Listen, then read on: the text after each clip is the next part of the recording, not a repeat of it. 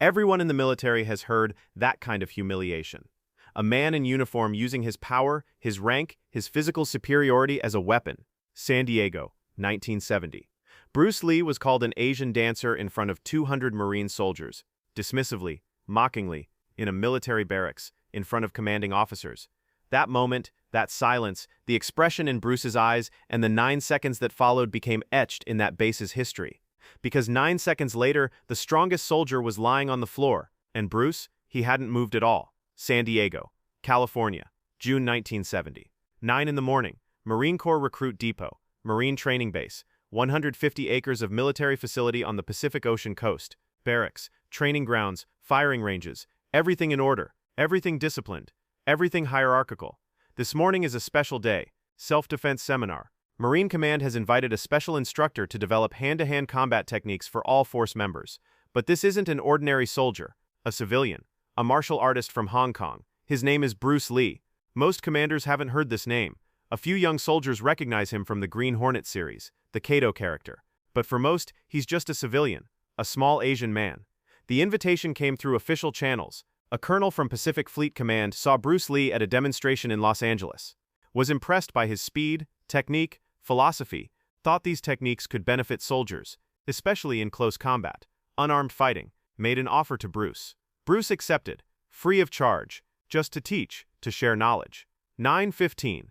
Bruce enters through the base's main gate. Civilian clothes, black pants, white shirt, gym bag over his shoulder. ID check conducted. Visitor card issued. A soldier assigned as escort. A young private, 22 years old, Tommy Chen, Chinese-American, recognizes Bruce, excited. "Mr. Lee, it's an honor to meet you. I watched you on Green Hornet." Bruce smiles. "Thank you. We're not filming a show today, though. We'll be demonstrating real techniques." Tommy takes him to the main training hall. A large enclosed space, the size of a baseball field. Concrete floor, high ceiling, military posters on the walls, motivational slogans. Semper Fidelis, the few, the proud. Pain is weakness leaving the body. Inside, 200 soldiers have gathered, arranged in rows, back to back, hands behind. Military stance. Most young, 18 to 25 years old. Recent graduates from training camp, and a few experienced sergeants. In front, 10 officers. Ranks vary, from lieutenant to major. All curious but also skeptical. What can a civilian teach them? Bruce enters the hall. Silent steps, Tommy beside him. Soldiers turn their heads. Look, whispers spread. Is that him? That small? Seriously? Bruce is 5'7" height, 140 pounds. Most soldiers are around 6 feet, over 200 pounds. Some are massive, especially the gunnery sergeants. Being a gunnery sergeant in the Marines is a big deal. Symbol of discipline, strength, leadership, and there are 3 gunnery sergeants at this base. All 3 are giants. Bruce walks to the front. Officers stand up, salute. Bruce responds respectfully, bows his head slightly. "Thank you for inviting me. Today we will learn together." Major Wilson, the seminar organizer, takes the microphone. "Soldiers, we have a special guest today. Bruce Lee, a martial arts expert who has moved from Hong Kong to Los Angeles, founder of Wing Chun and his own developed system, Jeet Kune Do. He will demonstrate hand-to-hand combat techniques to us. Pay attention, ask questions, learn." Soldiers listen silently, but there's doubt on some faces, mocking smiles on some, especially in the back, among the sergeants. Gunnery Sergeant Jake Morrison, 6'4" height, 250 pounds, 42 years old, 12 years of service in the Marines, 1 tour in Korea, 2 tours in Vietnam. Combat instructor, hand-to-hand combat specialist. Inflated ego, weak prejudice filter. Morrison is known as one of the toughest men in the Marines, and one of the most arrogant. Morrison stands in the back, arms crossed over his chest, grin on his face. Whispers to a young sergeant beside him, but loud enough for those around to hear. "This is our teacher? This little man is going to teach us what? How to run away." The young sergeant laughs. Others hear it too. Some smile, but some are uncomfortable. Especially Tommy Chen. He knows Bruce, knows his abilities, but he can't say anything. Rank difference is too great. Bruce begins, speaking without a microphone, but his voice is clear, carries. "Today I will show you the basic principles of Jeet Kune Do." Jeet Kune Do means intercepting the direct path, discarding unnecessary movements, using what's most effective. This isn't just technique, it's philosophy, learning to stop thinking and start feeling. Soldiers listen, some with interest, some without understanding. Bruce continues, "In the military you're taught many things. Discipline, strength, endurance. These are very important. But in close combat, one thing is more important: adaptation. Reading your opponent, anticipating their movement, and being like water. Morrison speaks loudly from the back. Like water. We're not like water. We're like Marines. Hard, strong, unbreakable. The hall laughs. Some genuinely find it funny. Some just follow Morrison. Officers uncomfortable. Major Wilson tenses. Morrison, quiet. But Morrison continues, out loud, announcing to the whole hall, "Sorry, sir, but I've been a Marine for 12 years, fought in 2 wars, taught hundreds of soldiers as a combat instructor, and this little civilian is telling me to be like water. Is this Asian dance?" That word. Asian dance. The hall freezes. Whispers cut off. Officers shocked. This is a racist comment.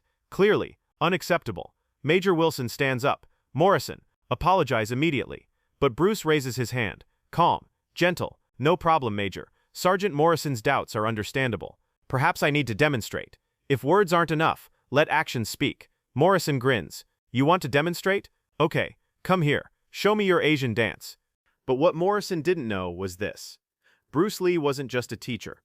He was a philosophy master who brought down the illusions of prejudice, arrogance, physical superiority, and 9 seconds later, Morrison's world would change. Major Wilson intervenes. "Morrison, this is inappropriate. Sit down immediately." But Bruce speaks. "Calm again. If you permit, Major, perhaps a demonstration would be useful." Sergeant Morrison is right. Words remain theoretical. "Let's see practice." Wilson hesitates. But there's such calmness on Bruce's face that he can't refuse. "Okay, but let it be a controlled demonstration. We don't want injuries." Morrison steps forward. With big strides, 250 pounds of muscle mass makes the floor vibrate as he walks. Silence in the hall. 200 soldiers holding their breath. This is going to be interesting. Morrison stands facing Bruce. Height difference striking. Morrison 6'4", Bruce 5'7". Morrison looks down, Bruce looks up. But there's something in Bruce's posture. Centeredness. Confidence. No fear. Morrison speaks, loudly, addressing the entire hall. "Okay, little man, show me what you know. I'm just going to stand here. You attack. Show your Asian dance." Bruce shakes his head. "I don't attack. You move. I respond." This is Jeet Kune Do's principle. Meeting the attack, not initiating it. Morrison laughs. "No, no, no. You're the civilian teacher. You show. Am I just a soldier? I won't even hold you. Just show your technique." Bruce thinks for a moment. This is a trap. Morrison appears to have opened his defense, but actually wants to humiliate Bruce. If Bruce hits lightly, Morrison will laugh and say it's ineffective. If Bruce hits hard, Morrison can retaliate or make Bruce look aggressive. But Bruce makes a decision. Teaching sometimes requires pain, not physical, ego pain. "Okay." Bruce says, "Are you ready?" Morrison spreads his arms to both sides, chest completely open, smiling. Soldiers squinting like looking at the sun. "Ready, little man? Come on, hit me with your best shot. Let's see how strong Asian dance is." The hall waits. 200 soldiers, 10 officers, all watching with curiosity, skepticism, some with concern. Bruce stands, still, hands at sides, breathing. Deep, eyes focused on Morrison's chest, mind empty but awake. Feel, don't think. Morrison waits, arms open, grinning, 200 people watching. Silence. Bruce moves, but not as everyone expects. Not running, not jumping, not kicking, just walking. Forward. Calm steps, entering Morrison's personal space. Distance 1 meter. Morrison backs up slightly, surprised. "What are you doing? Come on. Attack." Bruce's left hand rises. Open palm, touches Morrison's chest lightly. Contact. Soft. Almost friendly. Morrison laughs. This is Asian Dan. Bruce's right hand moves, at invisible speed, to Morrison's solar plexus, just below the sternum. Palm. Perfect angle, perfect energy transfer. Like a nuclear missile. Silent but devastating. Morrison's body shakes. Diaphragm goes into sudden spasm. Breath cut off. Lungs not responding. Mouth opens, but no sound comes out. Eyes widen in shock. 250 pounds of muscle. Useless because muscles can't work without oxygen. Morrison's knees buckle. Uncontrolled. Body can't support its own weight. Brain in emergency mode. Protect only vital organs.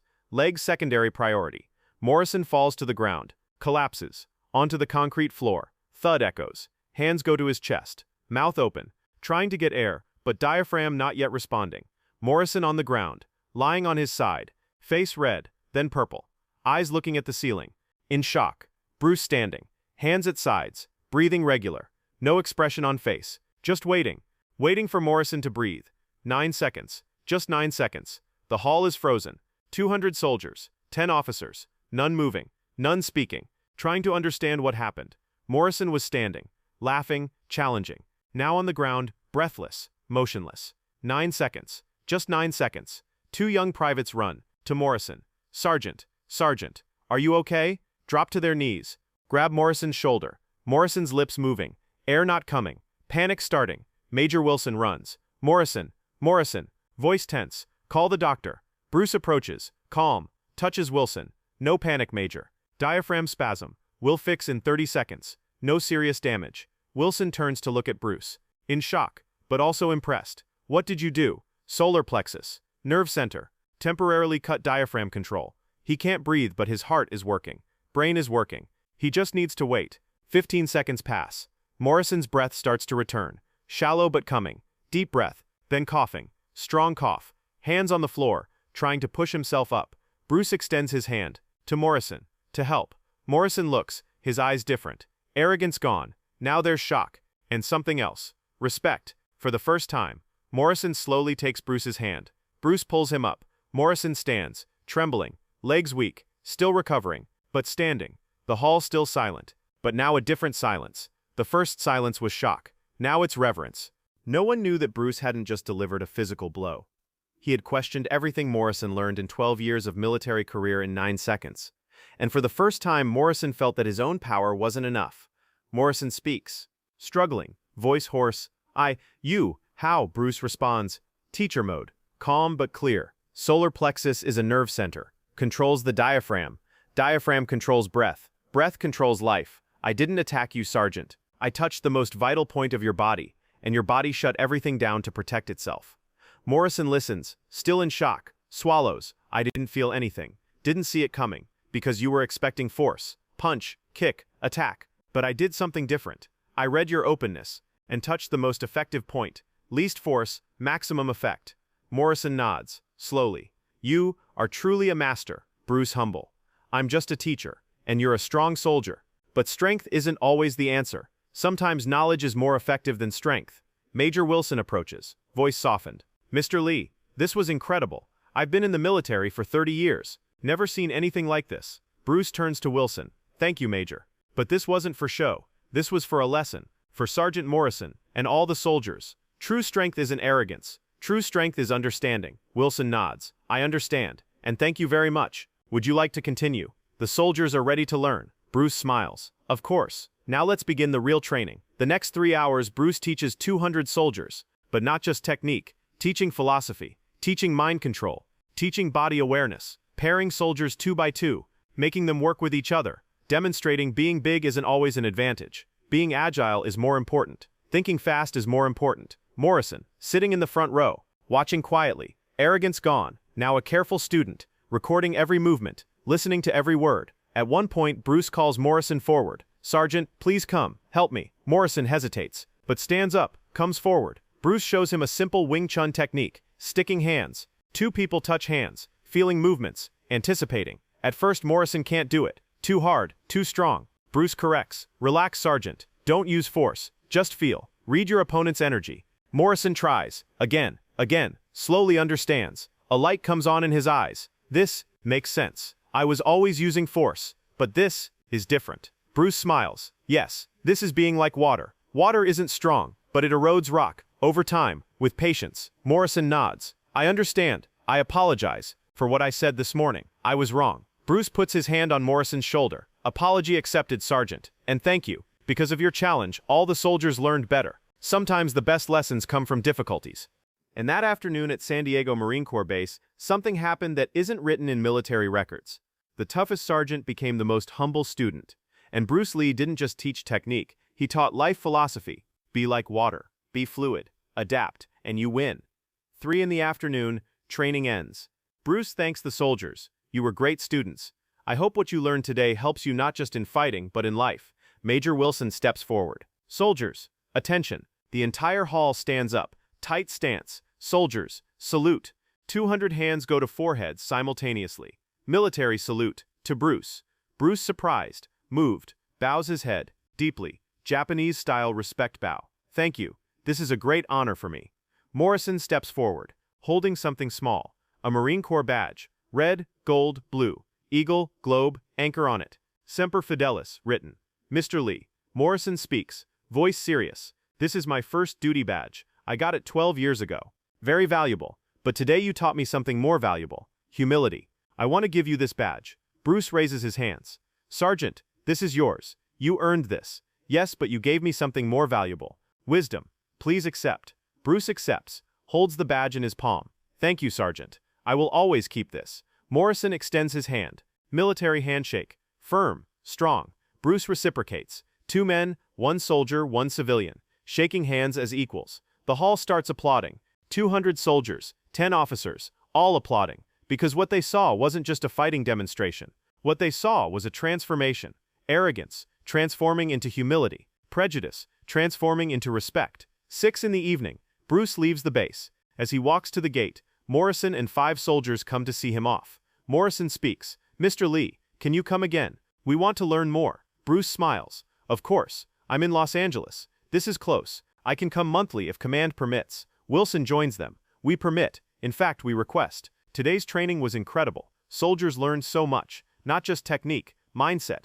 Bruce shakes hands with everyone. One by one. Looks at each soldier. Smiles. Thank you. Today I also learned a lot from you. Discipline, courage, brotherhood. These are universal values. Gets in the car. Window open. Morrison approaches. Wants to say one last thing. Mr. Lee, I apologize again for what I said this morning. Asian dancer. That was terrible. It was racist. Unacceptable. Bruce nods. Sergeant, we all make mistakes. What matters is learning from mistakes. And you learned today. That's enough. Morrison smiles. Tears in his eyes. You're a good man, Mr. Lee. And a magnificent teacher. The car drives away. Morrison and soldiers wave. Bruce waves back. Car moves away. Exits through the base gate. And Morrison writes in a small notebook in his pocket. Be like water. Bruce Lee. June 1970. Never forget. But the story doesn't end here. Because Gunnery Sergeant Jake Morrison changed after that day. He started teaching Bruce Lee's philosophy to other soldiers. And in 1971, on his 3rd tour in Vietnam, Morrison's unit had the lowest casualty rate, because Morrison taught soldiers not just how to fight, but how to think. 1975. Jake Morrison retires. After 20 years of service. With honor medal. But when returning home, the most valuable thing in his suitcase isn't medals. It's Bruce Lee's badge, and the lesson he learned that day. Settles in San Diego. Opens a small martial arts school. Name, Be Like Water Fighting Academy. A sign at the door, Founders, Jake Morrison, and in memory of Bruce Lee. First students are former soldiers, Vietnam veterans. Those struggling with PTSD, Morrison gives them not just fighting but therapy, mind control, breathing exercises. Bruce Lee's philosophy, 1980. Morrison gives an interview to the local newspaper. Reporter asks, "What was the turning point of your life?" Morrison smiles. June 1970. A Chinese martial artist put me on the floor in 9 seconds, and then taught me what it means to be human. That day I died and was reborn. Old Jake was arrogant, racist, ignorant. New Jake is humble, open-minded, a learner. Reporter, do you regret that day?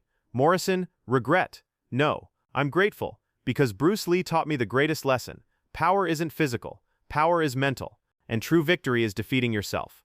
That same night, June 1970, Bruce writes in his journal at home, "Today I taught at the Marine base. 200 soldiers. A sergeant challenged me, humiliated me, made racist comments. I didn't get angry, because anger is weakness. I taught, in 9 seconds, and in the end we became friends, because true victory isn't defeating the opponent, it's transforming the opponent. Today I transformed a sergeant, tomorrow maybe a general, one day maybe a nation. Be like water, be fluid, change, transform, win." Puts down the pen, looks out the window, Los Angeles nightlights, and Bruce smiles. Because that day in San Diego wasn't just a seminar, it was the meeting of 2 worlds, 2 philosophies, 2 hearts, and 9 seconds had turned into eternity.